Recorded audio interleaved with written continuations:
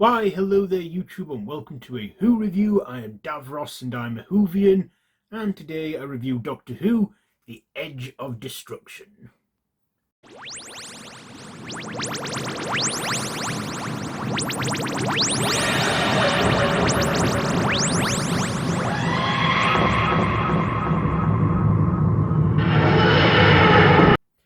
So this is a two-part serial that takes off not long after the Daleks ended. So after experiencing some turbulence, our four main characters find themselves stranded on board the TARDIS, where paranoia begins to fill the void, and the Doctor starts accusing Ian and Barbara of sabotaging his ship.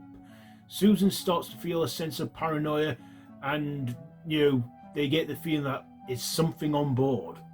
But of course, things soon take a turn for the better when the TARDIS gets back on track and they find themselves ready for their next adventure.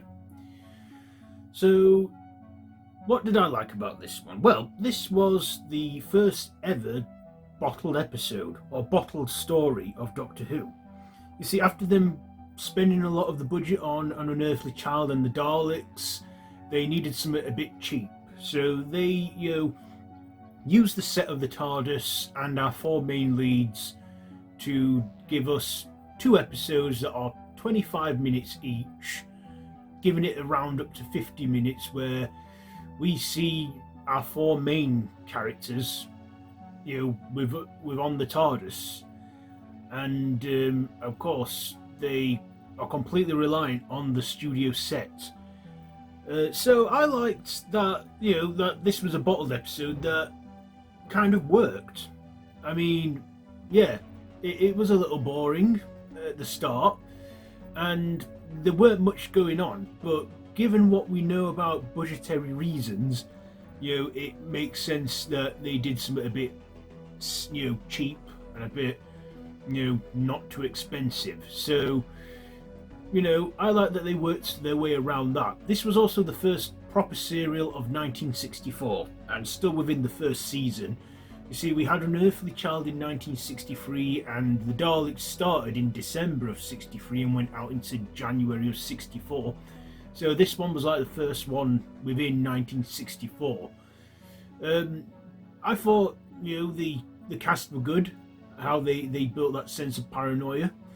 I'm thinking what could have caused it and that. Also, William Hartnell, plays the Doctor to his fullest and is also the grumpy old man. Carole Ann Ford does an okay performance, but also, William, Russell and Jacqueline Hill, they also, were great in this, and they were being accused of sabotage with the TARDIS. I also like that this as well, we got to follow the TARDIS a bit more. Before this, we saw the console room of the TARDIS, but throughout this one, we actually explore other areas, other rooms in the TARDIS.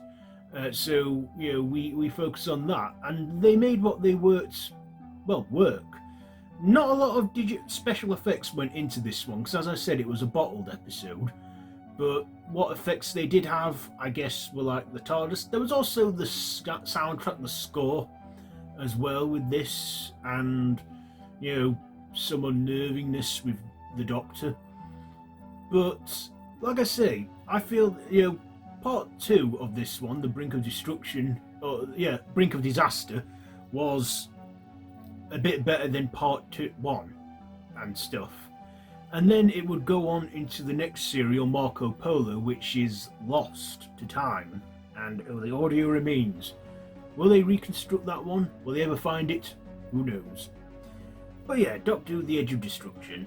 I will give the performances, I'll give them an 8. The writing, an 8. The visuals, well, like I say, there weren't many special visuals in there. Like I said, it was all set within the TARDIS. I'll give the visuals an